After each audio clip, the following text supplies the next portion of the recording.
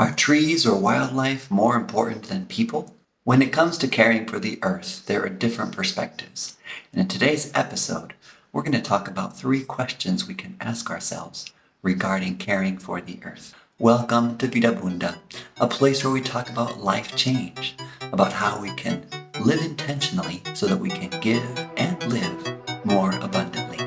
Let's get started.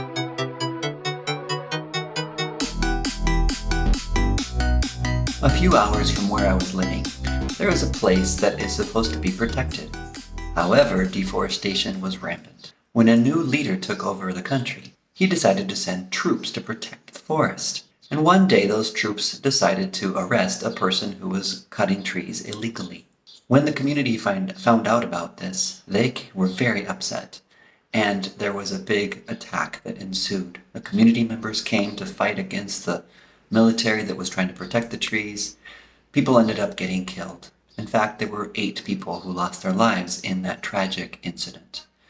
As a result, there were meetings that were called, and ultimately the decision was that the troops should be withdrawn.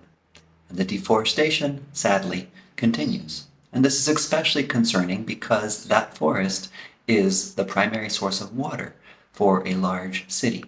But the people who are doing the deforestation, participating in that, trying to make charcoal, feel like they have no other options except to go into the forest in order to survive so they can feed their families. These are some hard issues that need to be addressed. But in today's episode, we want to talk about how our life can change when we work to make our planet better by caring for the environment.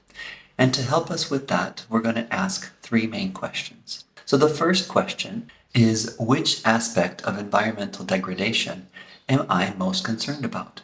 Out of all the things that are happening, and most of us are pretty aware of some of the damage that's occurring, which of those are hot topics for us? For me personally, which ones do I really care about the most? Now, sometimes if we are having a hard time deciding on that, we need to first educate ourselves by learning at the global scale about what's going on at the global level. I remember, for example, being appalled when I found out about the Great Pacific Garbage Patch. Lots of plastic that's floating in the ocean, and when you put it all together, it's larger than the state of Texas. So there are definitely some very large-scale global problems, but there are also likely some things that are happening locally in your area. And we need to take some time and initiative to educate ourselves about those things. What are some of the environmental issues that are happening in your local area? And why are they occurring? It's not just about labeling people who are contaminating things as bad people, but we need to try to really understand the context. What is it that's driving them to do those things? And why is it that it's easier to contaminate than it is to follow proper procedures? And even the deeper question of why are they producing those things to begin with? Perhaps we as the consumers are indirectly contributing to that pollution. So look at the global level and try to learn as much about that. Look at the local level and try to learn about as much as possible what's going on in your local area. And then take some time to reflect on which of those different areas or aspects impacts you the most or affects you the most. Which ones do you care about the most? Is it about the water contamination or the loss of trees or natural habitat? Is it the air pollution? Whatever the case may be, think about which one it is that you care most about. The second question is, what is one thing I could do or one change I could make related to that specific area that we care about the most? We don't need to start out complicated. It can just be very simple, but what's one thing that we could do about that? Perhaps we are unintentionally contributing to that very problem that we now want to fight against. But because of our purchasing habits, because of our preferences, we might actually be indirectly contributing to this larger problem. And most of the time that is completely unintentional. We have no idea that the things that we are purchasing, the gadgets that we're buying, are somehow contributing to these global environmental problems or local ones. Now, sometimes we contribute directly through our action, the things that we actually do, the things that we buy. That's what's causing some of these issues. And other times we are contributing to the problem by doing nothing about it through our inaction. The fact that we are not speaking up or trying to educate ourselves about what's going on, the fact that we're not trying to push for some more accountability, our inaction is actually contributing to the problem as well. So think about one point of action, one thing that we can do, that you can do, that I can do to have an impact on that area that we care about the most. And again, it's important to start really small. We might not be able to tackle some huge global problem all on our own right away, but we can make choices about, even if it's something really small, that we can do to help care better for the earth. So the first question was, which aspect of environmental degradation am I most concerned about? The second question is, what is one change I could make in my life related to that?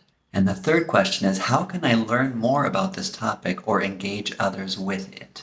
How can I learn more about what's going on and engage other people with it? What are some learning opportunities related to this topic? Maybe there's a conference that you could go to.